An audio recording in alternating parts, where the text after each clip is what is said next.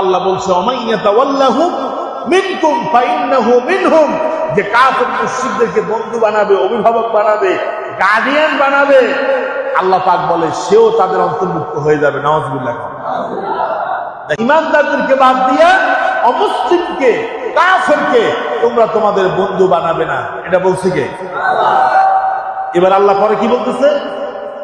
أتريدون أن تجعلوا لله عليكم سلطانا مبينا। আল্লাহ পাক বলতেছে কাফেরদেরকে আল্লাহ কোরআনের শাস্তির কথা বহুবার বলছে যে যারা কাফের হবে, যারা মুনাফিক হবে, যারা মুশরিক হবে, তাদের জন্য জাহান্নামের আগুন অপেক্ষা করতেছে, যন্ত্রণাদায়ক শাস্তি অপেক্ষা করতেছে। এটা কোরআনে আছে কিনা? আল্লাহ বলতেছে যদি কাফেরদেরকে বন্ধু বানাও তাহলে আমি আল্লাহ এই কথা বলতে বাধ্য হব। এরকম সুলতান, সুলতান মানে হলো দলিল। এই আয়াতের মধ্যে সুলতান মানে দলিল, মুবিন মানে সুস্পষ্ট। আল্লাহ পাক বলেন তোমরা যদি কাফেরদেরকে বন্ধু বানাও তাহলে আল্লাহ তোমাদের বিপক্ষে এমন এক সুস্পষ্ট দলিল আল্লাহ তাআলা দিবেন যাতে করে তোমরা বিপদে পড়বা। কি দলিল? অন্য আয়াতে আল্লাহ তাআলা বলেন وَمَن يَتَوَلَّهُم مِّنكُمْ فَإِنَّهُ مِنْهُمْ। যে কাফের মুশরিকদেরকে বন্ধু বানাবে, অভিভাবক, গার্ডিয়ান বানাবে, আল্লাহ পাক বলেন তারাও তাদের অন্তর্ভুক্ত হয়ে যাবে। নাউজুবিল্লাহ। কাফের যদি জাহান্নামে যায়, তুমি মুসলমান হইয়ে তারা বন্ধু বানাইছে, তুমি কোথায়? আর ভাই জোরে কর না, তুমি কোথায়? এই যে দেখেন স্বর্ণ, এই স্বর্ণের মধ্যে যদি বালু লাগে, বালুর কি কোনো দাম আছে? আর কথা না আছে? আপনাকে যদি বলা হয় যে আধা কেজি বালু বিক্রি করা হবে, আপনি কি নিবেন? নিবেন না। কিন্তু এই বালি এটা স্বর্ণের গায়ে লেগে গেছে। এখন স্বর্ণ যখন আপনার কোথায় মাপার জন্য, পরিমাপ করার জন্য উঠাইছে, ওই স্বর্ণের যেই দাম বালুরও, কথা বুঝেন না, বালুর যেই দাম স্বর্ণেরও, স্বর্ণের যেই দাম বালুরও সেই দাম। কথা বল না কেন? এখন বলেন বালুর দাম কেন বাড়ছে? স্বর্ণ সাথে থাকার কারণে। এই যে ধানের মধ্যে সিটা আছে কিনা? আপনাকে যদি কেউ 2 কেজি সিটা দেয়, ধানের সিটা, তোমার দিছি হাতিয়ে তুমি নাও, নিবেন না? নিবেন। কিন্তু বাজারে আপনি ধান বিক্রি করতে গেছেন, এখন ধানের সাথে সিটা মনে হয় না, জোর কন্যা আছে কিনা? ধানের দাম যদি হয় 500 টাকা মন, সিটার দাম কত? এখন সিটার দাম বেড়ে গেছে কিসের কারণে? ধানের কারণে। আপনি যদি ভালো লোকের সাথে চলেন, ভালো লোকের সাথে থাকেন, ইমানদারের সাথে থাকেন, ইমানদার জান্নাতে যাবে, আপনিও জান্নাতে। ঠিক সিস্টেম উল্টা দিকে আপনি যদি বলেন যে খারাপ জিনিস যেটা খারাপ, ওই যে গত কয়েকদিন আগে আমি বলছিলাম কাঠ, এটা পানিতে দিলে বাসে। এখন যদি কাঠের সাথে একটা লোহা বেঁধে দেওয়া হয় তাহলে কাঠও ডুববে, লোহাও ডুবে যাবে, দুইটাই ডুবে যাবে। সুতরাং কাফের মুশরিক যারা ইসলাম বিদ্বেষী, ওদেরকে বন্ধু ভাবা যাবে না, ওদেরকে নিজের সাথে অন্তরঙ্গ সম্পর্ক করা যাবে না। এটা কার আদেশ? এবং আল্লাহ বলছে ওমাইয়াতাওয়াল্লাহুম মিনকুম ফাইন্নাহু মিনহুম। যে কাফের মুশরিকদেরকে বন্ধু বানাবে, অভিভাবক বানাবে, গার্ডিয়ান বানাবে, আল্লাহ পাক বলে সেও তাদের অন্তর্ভুক্ত হয়ে যাবে। নাউজুবিল্লাহ।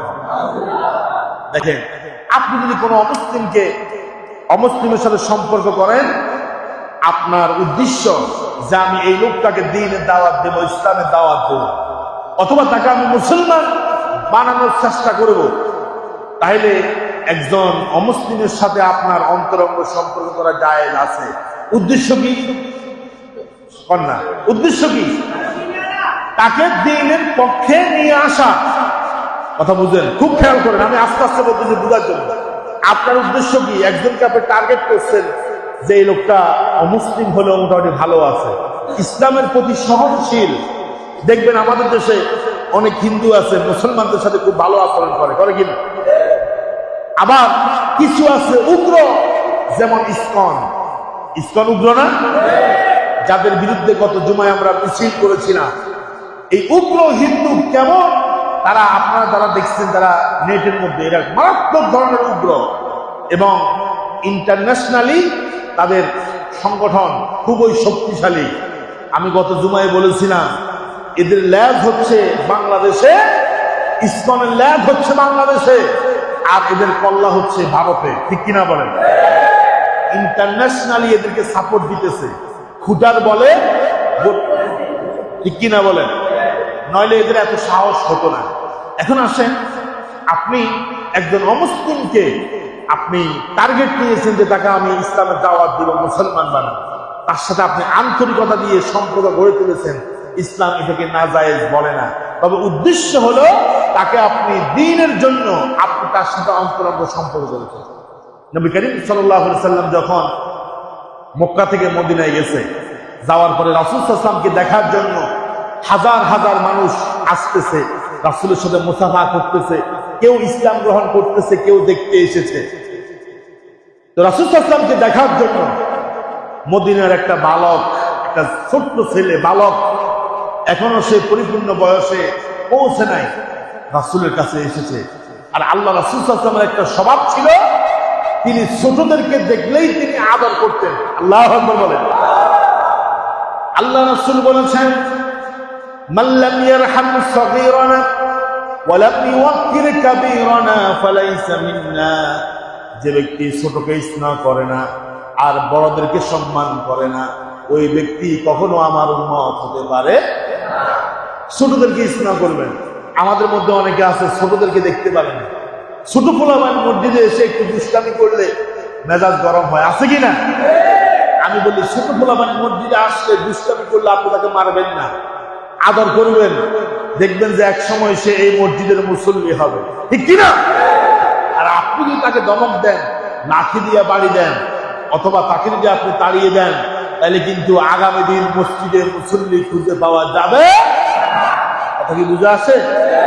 সুন্দর করে বুঝাই দিবেন, আদর করবেন, দেখবেন এরা ঘন ঘন মসজিদে আসবে। আমার ভাইরা, এখন রাসূল সাল্লাল্লাহু আলাইহি ওয়াসাল্লামের কাছে মদিনার ওই ইহুদির একটা সন্তান ছেলে রাসূলের কাছে প্রতিদিন আসতো।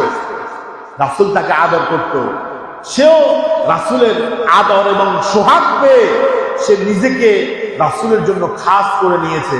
আল্লাহ রাসূল যখন ওযু করতেন পানিটা আগায় দিত। আল্লাহু আকবার। অথচ সে ইহুদির সন্তান, বালকটা ইহুদি, অথচ রাসূল সাল্লাল্লাহু আলাইহি ওয়াসাল্লাম যখন ওযু করতে যেতেন রাসূলের পানির পাত্রটা এগিয়ে দিতেন। আল্লাহ রাসূল মসজিদে ঢুকতেন, রাসূলের জুতা মুবারক সে সুন্দর করে হেফাজত করত, রাসূলের জামা কাপড়গুলো ধুয়ে দিত। রাসূলের সাথে অন্তরঙ্গ সম্পর্ক হয়ে গেছে। নবী করিম সাল্লাল্লাহু আলাইহি সাল্লাম কোথাও গেলে খোঁজ করে যে ওই বালকটা কোথায়। একদিন রাসূল সাল্লাল্লাহু আলাইহি ওয়াসাল্লাম দেখলেন যে কয়েকদিন হয়ে গেল বালকটা এখন আর খোঁজ খবর পাওয়া যায় না। আল্লাহ রাসূল বলছেন, আমার সাহাবীরা, যেই বালকটা প্রতিদিন এসে আমার খেদমত করত, ওই বালকটাকে কয়েকদিন ধরে দেখি না, তোমরা একটু খোঁজ খবর নাও। সাহাবায়ে কেরাম খোঁজ করতে করতে ওই বালকের সন্ধান পেয়ে গেল। আল্লাহ রাসূলকে এসে বলল, ইয়া রাসূলুল্লাহ, আমরা ওই বালকটাকে দেখেছি, খোঁজ খবর নিয়েছি, বালকটা প্রচন্ড অসুস্থ, এমন হয়েছে ওই বালকটা বেশি দিন মনে হয় আর বাঁচবে না। আল্লাহ রাসূল এই কথা শোনার পরে মসজিদে নববীতে তিনি বসা ছিলেন। রাসূলুল্লাহ এই কথা শোনার পরে এক মুহূর্ত দেরি করলেন না, আল্লাহ রাসূল ওই ইহুদির বাড়িতে চলে গেলেন। আল্লাহু আকবার। যায় ওই বালকের মাথার উপরে কপালে হাত রাখলেন। আল্লাহ রাসূল যখন কোন রোগীকে দেখতে যেতেন কপালের মধ্যে হাত রাখতেন আর বলতেন, লা বাস লাহু, আল্লাহুম্মা আনতাস শাফি, লা শিফা ইল্লা শিফাউক, লা ইউগাদিরু সাকামা। কপালে হাত রেখে রাসূল দোয়া করতেন। রাসূল বালকের কপালে হাত রাখলেন আর তার জন্য আল্লাহর কাছে হেদায়েতের দোয়া করলেন।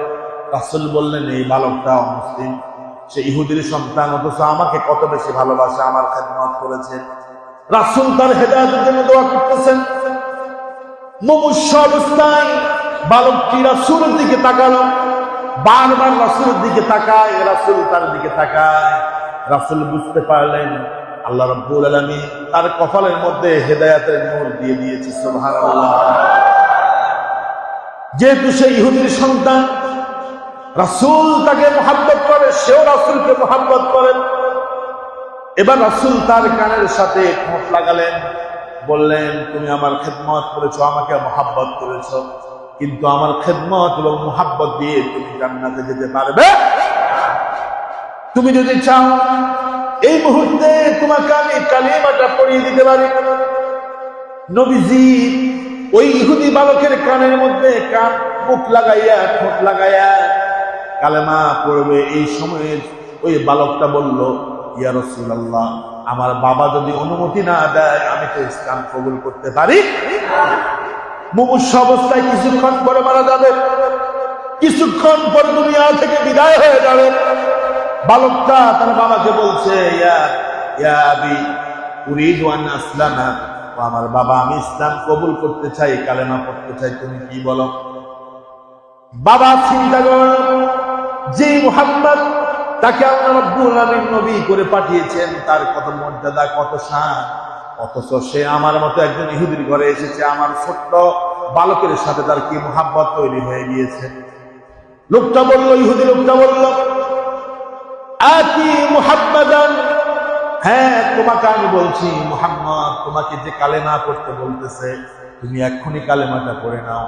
আল্লাহ রাসূল বললেন, ও বালক, তুমি পড়ো লা ইলাহা ইল্লাল্লাহু মুহাম্মাদুর রাসূলুল্লাহ। বালকটা রাসূলের সাথে সাথে কালিমাটা যখন পড়ল, আল্লাহ রাসূল ফাতাবাসসামা, রাসূল মুস্কি হেসে দিলেন আর বললেন, ও বালক, মৃত্যুর পূর্বক্ষণে তুমি কালেমা পড়ে মুসলমান হয়ে গিয়েছো। ইন্নাল্লাহা ইয়াহদিমু মা কানা ক্বাবলাহু, তোমার পূর্বে যত গুনাহ ছিল, অপরাধ ছিল, এই কালেমা পড়ার কারণে আল্লাহ রাব্বুল আলামিন তোমার জিন্দেগীর সমস্ত গুনাহ খাতা মাফ করে দিয়েছে। দেখেন রাসূলের টার্গেট কি?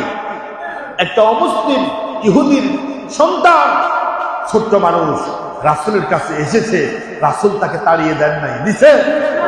দেন নাই। আবার রাসূল যখন তার ঘরে গেছে, তার বাবা তাকে তাড়িয়ে দেয় নাই। এই যে সম্প্রীতি বন্ধন, এটা আমাদের ভিতরে বর্তমান সময়ে খুঁজে পাওয়া যায় না। কিছু উগ্র ইসকনের সদস্যরা এই দেশটাকে ষড়যন্ত্রের কবলে ফেলে দিয়েছে। আপনারা, আমি শুরুতে জিজ্ঞাসা করছি কেমন আছেন, বলছেন ভালো আছি আলহামদুলিল্লাহ। আপনারা ভালো আছেন, তবে আমার দেশ ষড়যন্ত্র থেকে ভালো নাই। চতুর্মুখী ষড়যন্ত্র আমার এই বাংলাদেশকে নিয়ে চলতেছে, ঠিক কিনা বল? ইতিমধ্যে ইন্ডিয়া, তাদেরকে আমরা বন্ধু রাষ্ট্র বলি, এখনো বলি, কারণ তারা আমাদের প্রতিবেশী, ঠিক কিনা? ওরা কলকাতায় বিভিন্ন হসপিটালে তারা ঘোষণা দিয়েছে যে বাংলাদেশ থেকে যদি কেউ আসে আমরা তাদেরকে চিকিৎসা দেব না। বিভিন্ন জায়গা দিয়ে বর্ডার, যেখান দিয়ে বাংলাদেশে পণ্য আমদানি হয়, যেখান থেকে আমরা নিয়ে আসি, ওরা তো আমাদের থেকে নেয় না, আমরা নিয়ে আসি, ইম্পোর্ট করি, ওরা ওগুলাকে ব্লক করে দিয়েছে এবং তারা বলেছে বাংলাদেশের সাথে কোনো লেনদেন হবে না। এবং তারা হুমকি দিচ্ছে কোনো বাঙালিকে, বাংলাদেশের কোনো লোককে ইন্ডিয়ায় চিকিৎসা করতে দেওয়া হবে না। এখন দেখেন, আমি বলি ইন্ডিয়া তারা এমন একটা দেশ, বাংলাদেশ যদি তাদের থেকে পণ্য না কিনে, বাংলাদেশের মানুষ যদি চিকিৎসা করতে না যায়, ওদের কলকারখানা, ওদের হাসপাতাল, ওদের সব কিছু বন্ধ হয়ে যাবে, ঠিক কিনা? যখন দেখছে যে হাসপাতালে এখন আর মশা মাছিও যায় না, রোগী নেই, এখন তারা সংবাদ সম্মেলন করে বলছে, ঠিক আছে আমাদের রাগ শেষ, তোমরা ইচ্ছা করলে আবার আসতে পারো, ঠিক কিনা বলো? আমরা বলি বাংলাদেশের, এই বাংলাদেশ অনুন্নত দেশ না, এই দেশের মধ্যে হাসপাতাল, ভালো ভালো হাসপাতাল আছে। এই দেশে এমন এমন হাসপাতাল করা দরকার যাতে করে আমরা ইন্ডিয়ার দিকে আর মুখাপেক্ষি হওয়া না লাগে, ঠিক কিনা? এদেশের কৃষিকে আত্মনির্ভর করা দরকার, স্বনির্ভর হওয়া দরকার, যাতে করে দাদা বাবুদের থেকে পেঁয়াজ না আনা লাগে, ঠিক কিনা?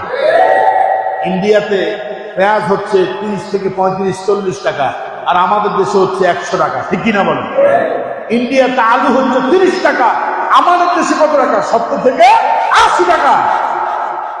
আমার দেশের নেতারা বলে, আমার সোনার বাংলা, আমি তোমায় ভালোবাসি, জাতীয় সঙ্গীতকে কোরআনের চাইতে বেশি সম্মান করে, ঠিক কি না? এক অনুষ্ঠানে কোরআন তেলাওয়াত হয়েছে, কিন্তু জাতীয় সঙ্গীত পাঠ করা হয় না কেন? এক নেতা খুব গরম, কথা বল না। অথচ যারা বলে আমার সোনার বাংলা, আমি তোমায় ভালোবাসি, আমি বলি এই দেশটাকে ওরাই বেশি ডুবাইছে, ঠিক কিনা বলে? এদের মুখে হলো ভালোবাসি, ভিতরে হলো দেশের 12টা বাজায়, কথা বলেন না কেন? আমার সম্বন্ধ ভাইয়েরা, তাহলে আমরা আমাদের দেশকে কোন ধরনের ষড়যন্ত্র, কোন ধরনের আগ্রাসন যেন না হয়, সেই দিকে আমাদের সতর্ক থাকতে হবে, ঠিক কিনা? আমরা চাই না আমেরিকা আমাদেরকে হুমকি দেখ, আমরা চাই না ইন্ডিয়া আমাদেরকে হুমকি দেখ, আমরা চাই না পাকিস্তান আমাদেরকে হুমকি দেখ। আমরা কারো আধিপত্যবাদকে আমরা মেনে নিব না। আমরা বাংলাদেশের মানুষ, আমরা স্বনির্ভর হতে চাই, ঠিক কিনা বলে? আধিপত্যবাদীরা আমাদের উপরে আধিপত্য দেখাতে পারবে না। ইতিমধ্যে আপনারা দেখেছেন ডক্টর ইউনূস গতকালকে এদেশের আলেম সমাজের প্রতিনিধিত্ব যারা করে তাদেরকে দাওয়াত দিয়েছে, তাদের সাথে কথা হয়েছে। এর পূর্বে তিনি বাংলাদেশের সকল দলের নেতাদেরকে তিনি ডেকেছেন, সবার সাথে কথা বলেছেন। আমার কাছে ভালো লেগেছে, যে দল করুক সমস্যা নেই, কিন্তু দেশের স্বার্থ রক্ষাতে সবাই যদি এক হতে না পারি, তাহলে ইন্ডিয়া আমাদেরকে বারবার হুমকি দিবে, ঠিক কিনা? যখন ওপার থেকে তারা দেখেছে যে বাংলাদেশের সব দল মত ঐক্যমত হয়ে গেছে, এখন তারা আস্তে আস্তে নতজানু হয়ে গেছে, ঠিক কিনা বলেন? এক থাকতে হবে, দেশের স্বার্থে সবাইকে ঐক্যবদ্ধ হতে হবে, যাতে করে ইন্ডিয়ার গোলামি করতে না হয়। এই যে ইসকনের কথা বারবার বলতেছে, ইসকন তারা বাংলাদেশে বসে ভারতের আধিপত্য বাংলাদেশে কায়েম হয়, এই জন্য তারা বারবার চেষ্টা করতেছে। আমি বলি, ইসকন তোমরা যদি গৌর গোবিন্দের ভূমিকা পালন করো, আমরা শাহজালালের ভূমিকা পালন করে তোমাদেরকে বাংলাদেশ থেকে উচ্ছেদ করবো, ঠিক কিনা?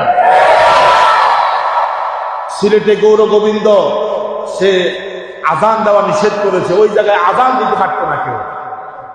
ইয়ামান থেকে শাহজালাল রহমাতুল্লাহ তিনি আসছে অল্প কয়েকজন সৈন্য নিয়ে, সাথী সহযোগী নিয়ে তিনি সিলেটের জমিনে আসছে। গৌর গোবিন্দ বলছে 24 ঘন্টার ভিতরে শাহজালালকে এই সিলেট থেকে বের করতে হবে। মুসলমানরা হুঙ্কার দিয়েছে। শাহজালাল ইয়ামানি তিনি সিলেটের জমিনের সর্বপ্রথম আযান দিয়েছে। আল্লাহু আকবার। ইতিহাস বলছে শাহজালাল ইয়ামানি রাহিমাহুল্লাহ সেদিন যে আযান দিয়েছে, ওই আযানের কারণে হিন্দু গৌর গোবিন্দের আসন সিংহাসন কেঁপে উঠেছে। আল্লাহু আকবার। মুসলমান বেশি লাগে না, ইমানি তেজদীপ্ত ইমান নিয়ে কয়েকজন মুসলমান দাঁড়িয়ে গেলে হাজারো মুসলিমকে পরাজিত করা যায়, ঠিক কিনা? এই জন্য আমি ইসলামকে বলতে চাই, তোমরা গৌর গোবিন্দ হবে না, তাহলে কিন্তু আমরা শাহজালাল হব, তখন তোমাদের অস্তিত্ব থাকবে না, ঠিক কিনা? আমরা আমাদের দেশকে ভালোবাসতে হবে, দেশকে মহব্বত করতে হবে। নবী করিম সাল্লাল্লাহু আলাইহি সাল্লাম তাকে যখন মক্কা থেকে বের করে দেওয়া হলো, তিনি বললেন, ওয়ালাউলা আন্না কওমি আখরাজুনি মিনকা ইয়া মা সাকানতু গায়রিক। মক্কা আল মুকাররমা, এই মক্কাকে লক্ষ্য করে রাসূল বলছেন, ওয়ালাউলা আন্না কওমি, ও মক্কার জমিন শুনো, আজকে যদি আমার কওমের লোকেরা, আমার সমাজের লোকেরা, আমার দেশের লোকেরা আমাকে যদি মক্কা থেকে, তোমার থেকে আমাকে বের করে না দিত, মা সাকানতু গায়রিক, তাহলে তোমাকে ছেড়ে আমি অন্য কোথাও যেতাম না। আল্লাহু আকবার। কি ভালোবেসেছেন রাসূল। রাসূল বলছে, হে মক্কা, তোমাকে আমি এত ভালোবাসি, যদি আমাকে রাতের আঁধারে তোমার থেকে কাফের মুশরিকরা বের করে না দিত, তাইলে আমি অন্য কোথাও থাকতাম না, তোমার জমিনেই আমি থাকতাম। আল্লাহু আকবার। অন্য একটা বর্ণনার মধ্যে এসেছে, আল্লাহ রাসূল বলেন, মক্কাকে লক্ষ্য করে আল্লাহ রাসূল বলেন, ওয়াল্লাহি ইন্নাকা লাখায়রু আরদিল্লাহ, ও মক্কা, এই পৃথিবীতে যত জমিন আছে সব জমিনের থেকে তোমার দাম আল্লাহর কাছে সবচাইতে বেশি। ওয়া হাব্বু আরদুল্লাহি ইলাল্লাহ, আল্লাহ যেরকম তোমারে ভালোবাসে, মক্কা আমিও তোমাকে ভালোবাসি। ওয়ালাউলা আন্নী উখরিজতু মিনকা মা খারাজতু, আমাকে যদি তোমার থেকে বের করে না দিত, মক্কা তোমাকে বলতেছে আমি তোমার থেকে বের হতাম না। আল্লাহু আকবার। কেন এই ভালোবাসা? কারণ রাসূল তো এই মক্কাতেই জন্মগ্রহণ করেছে, ঠিক কিনা? রাসূলের এই কথাটা আল্লাহর কাছে কত ভালো লেগেছে। আল্লাহ পাক কসম করে বলছেন, লা উকসিমু বিহাদাল বালাদ ওয়া আনতা হিল্লুম বিহাদাল বালাদ। নবী তারা আপনাকে বের করে দিয়েছে, শুনেন সময় আবার আসবে। লা উকসিমু বিহাদাল বালাদ, আমি এই শহর মক্কা শহরের কসম করে বলতেছি, তারা আজকে আপনার জন্য মক্কাকে অবৈধ করে দিয়েছে। ওয়া আনতা হিল্লুম বিহাদাল বালাদ, কিছুদিন পরে আমি মক্কাকে আপনার জন্য আবার হালাল করে দিব। আল্লাহু আকবার। ওরা আপনার জন্য মক্কাকে হারাম করেছে, আপনাকে বের করেছে। ওয়া আনতা হিল্লুম বিহাদাল বালাদ, কিছুদিন পরে আপনি আমার মক্কাতে আসবেন, মক্কা আপনার জন্য হালাল হবে, উন্মুক্ত হয়ে যাবে, ঠিক কিনা? এই বাংলাদেশের কথা বলি, শুধু একটা দল মিছিল মিটিং করতো, সভা সমাবেশ করতো, বাকি যারা আছে তারা মনে হয় বাড়াটিয়া, ঠিক কিনা? কোন ওরা হলো এই দেশের মালিক, বাকিরা বাড়াটিয়া। অন্যরা সভা সমাবেশ করতে পারবে না, মিছিল করতে পারবে না, মিটিং করতে পারবে না, কিচ্ছু করতে পারবে না। আল্লাহ কয় ধরবো ধরবো। আবার এদের জন্য জমিনটা উন্মুক্ত হবে, হালাল হবে, ওদের জন্য জমিন হারাম হবে, ঠিক কিনা? এখন আমরা হচ্ছি বৈধ, ওরা হলো অবৈধ, ঠিক কিনা? আমরা কি? আরে কথা বল না, আমরা কি? ওরা কি? ওরা এখন ময়দানে উঠে কি মিছিল করতে পারবে? পাশার মধ্যে লাল বাড়ি পড়বে, ঠিক কিনা বলে? মামু বাড়ি দিল্লি পাঠায় দেওয়া হবে, ওরা নিষিদ্ধ। ওরা কি? অতিলকাল আইয়ামু নুদাবিলুহা, আল্লাহ পাক বলছে সময় পরিবর্তন হয়। সময় কি? এজন্য আমরা দেখতেছি বিভিন্নভাবে ষড়যন্ত্র হচ্ছে। আমরা যদি দেশকে ভালোবাসি তাহলে ষড়যন্ত্রকারীদের ষড়যন্ত্র কোনো কিছুই করতে পারবে। এজন্য আমরা দেশকে ভালোবাসবো। দেশ প্রেম ঈমানের অঙ্গ। আরবি প্রবাদ, হুব্বুল ওয়াতানি মিনাল ঈমান, দেশ প্রেম ঈমানের অঙ্গ। দেশকে ভালোবাসতে হবে, দেশের প্রতি মায়া থাকতে হবে, অতন্ত্র প্রহরীর মতো দেশকে পাহারা দিতে হবে, ঠিক কিনা? সময় শেষ পর্যায়ে। এখন দেশকে যদি আপনি ভালোবাসেন, এই দেশকে যদি জালিম থেকে, ষড়যন্ত্র থেকে, ইহুদি খ্রিস্টানদের চক্রান্ত থেকে যদি আপনি হেফাজত করতে চান, তাহলে কাজ হলো চারটা। কাজ কয়টা? সবাই বলেন না, কাজ কয়টা? চারটা। খেয়াল রাখবেন। এক, এই দেশকে আপনি একটা আদর্শ দেশ হিসাবে, এই দেশকে একটা সুন্দর মডেল হিসাবে আপনি যদি গড়তে চান, তাহলে আপনাকে চেষ্টা চালিয়ে যেতে হবে, ঠিক কিনা? এই যে Mahathir Mohammad, doctor Mahathir Mohammad, কোথাকার প্রেসিডেন্ট? মালয়েশিয়া। এই মালয়েশিয়া কোথায় ছিল? ডক্টর মাহাতির মোহাম্মদ এই দেশটাকে কোথায় নিয়ে গেছেন? আজকে পৃথিবীতে যত সুপার পাওয়ার দেশ আছে, আধুনিক, সুশীল, সুন্দর, মনোরম দেশ আছে, তার মধ্যে মালয়েশিয়া ওয়ান অফ দেম। তার মধ্যে মালয়েশিয়া একটা, ঠিক কিনা? আর আমাদের দেশ স্বাধীনতা হয়ে গেল 53 বছর, যেই লাউ সেই কবি, ঠিক কিনা বল? আল্লাহ রাব্বুল আলামিন বললেন, ইন্নাল্লাহা লা ইউগাইয়িরু মা বিকাওমিন হাত্তা ইউগাইয়িরু মা বিআনফুসিহিম। আল্লাহ রাব্বুল আলামিন বলেন, কোন জাতির অবস্থা আল্লাহ ততক্ষণ পরিবর্তন করেন না যতক্ষণ না ওই জাতি তাদের অবস্থা পরিবর্তন করতে না চায়। আল্লাহু আকবার। আপনি চান না, আল্লাহ কি দিবে? আরে কথা না, দিবে? এই যে আমরা বলি না কাঁদলে মাও তার শিশুকে দুধ দেয় না, ঠিক কিনা? আল্লাহ পাক কত সুন্দর করে সূরা রাদ এর 11 নম্বর আয়াতে বলছে যে আল্লাহ কোন জাতির অবস্থা ভাগ্য পরিবর্তন করে না ওই জাতি যদি তাদের ভাগ্য পরিবর্তন করতে না চায়। আমরা চাই না, এই জন্য আল্লাহ আমাদেরকে পরিবর্তন করেন। এখন যদি আমরা পরিবর্তন কিভাবে করতে হবে এটা বলি, আবার এটা অনেকে সহ্যও করে না, ঠিক কিনা বলে? এরপরে সময় যেতে শেষ, আমি সংক্ষেপে বলতেছি। দুই, দেশকে যদি আপনি উন্নতির চরম শিখরে নিয়ে যেতে চান, 2 নম্বর আপনাকে যে কাজটা করতে হবে সেটা হলো আপনাকে সজাগ থাকতে হবে। ঘুমিয়ে থাকা যাবে। শত্রুরা কিন্তু ঘুমাই নাই, এই যে শিয়াল কিন্তু রাতের বেলা ঘুমায় না, ও দিনের বেলায় ঘুমায়, রাতের বেলায় ঘুমায় না, কারণ ও জানে দিনের বেলা ঘুমাইয়া রাতের বেলা আমার চুরি করতে সহজ হবে, ঠিক কিনা? আপনি ঘুমাচ্ছেন, আল্লাহর কসম দিয়ে বলি ইহুদি খ্রিস্টান মুশরিকরা ঘুমায় না, এই দেশ নিয়ে তারা ষড়যন্ত্র করে, ঠিক কিনা? ওরা মনে করে এই দেশের কোনো অভিভাবক নাই, ওরা মনে করে এই দেশ নেতৃত্ব শূন্য, এই জন্য বারবার বিভিন্ন রকমের আন্দোলন নিয়ে তারা হাজির হয়, ঠিক কিনা বলে? আল্লাহ রাসূল বলেছেন, শোনো, দুইটা চোখ, আইনানে লা তামাসসুহুমা আন-নার, দুইটা চোখ, ওই দুইটা চোখকে আল্লাহ পাক কখনো জাহান্নামের আগুন দিয়ে পোড়াবে না। আইনুন বাকাত মিন খাশিয়াতিল্লাহ, তার মধ্যে একটা চোখ হলো যেই চোখ আল্লাহর ভয়ে কাঁদে, আল্লাহর কথা স্মরণ হলে পরে যেই চোখ দিয়ে পানি বের হয়, আল্লাহর কথা স্মরণ হলে, আল্লাহর কথা মনে হলে যেই চোখ দিয়ে পানি বের হয়, ওই চোখ কখনো জাহান্নামের আগুনে পোড়া যাবে।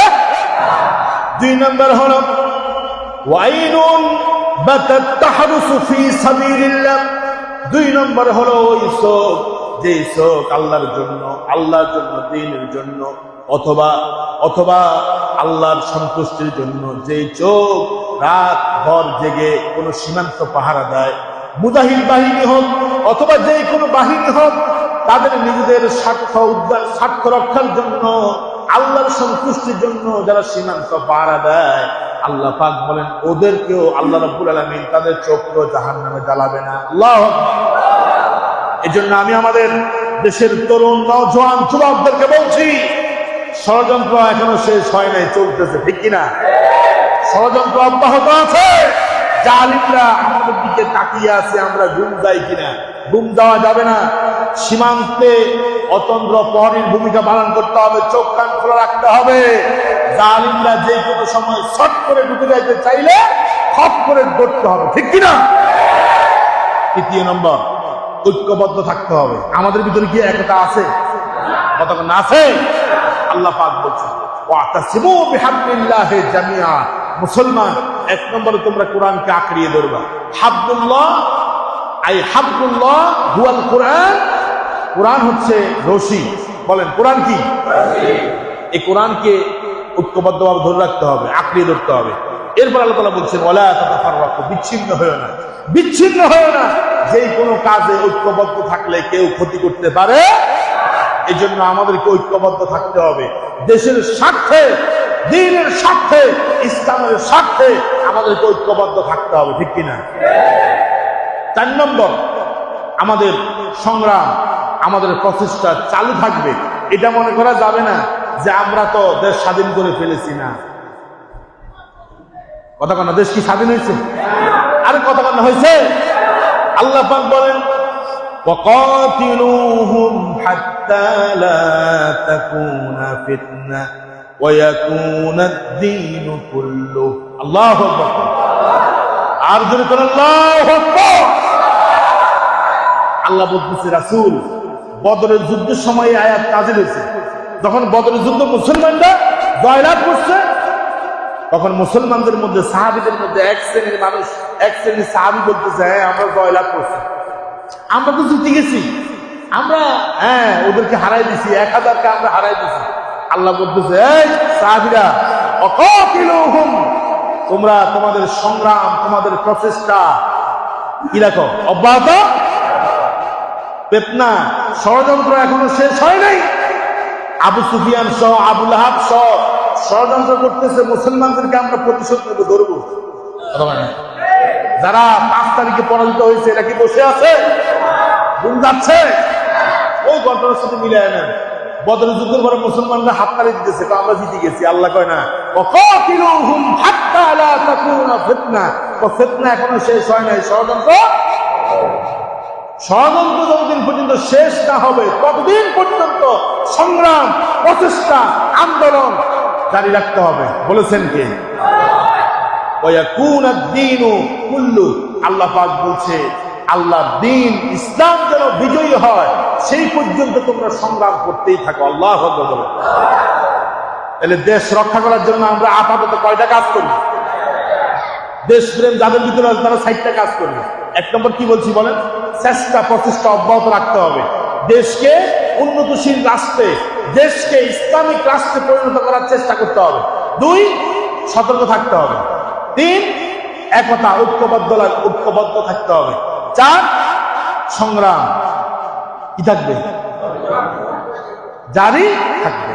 আল্লাহ যেন আমাদেরকে দেশপ্রেমিক হয়ে এই 4টি কাজ করার তৌফিক দান করেন, বলেন আমিন। আর জোরে কোন আমিন।